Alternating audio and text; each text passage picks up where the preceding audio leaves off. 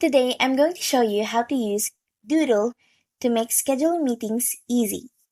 So first, let's head over to doodle.com and then click Create a Doodle.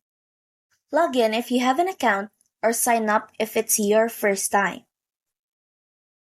So to schedule a meeting, start by giving your Doodle a title. Let's say Team Sync. Then set the location and add any notes if needed. Next, pick time slots for availability. Just click on the dates and times that work for you. You can add multiple options to give participants flexibility. Once your timer is set, click Next and add the emails of the people you wanted to invite.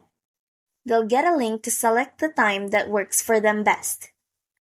After they respond, you'll see a summary showing which times work best for everyone, making it easy.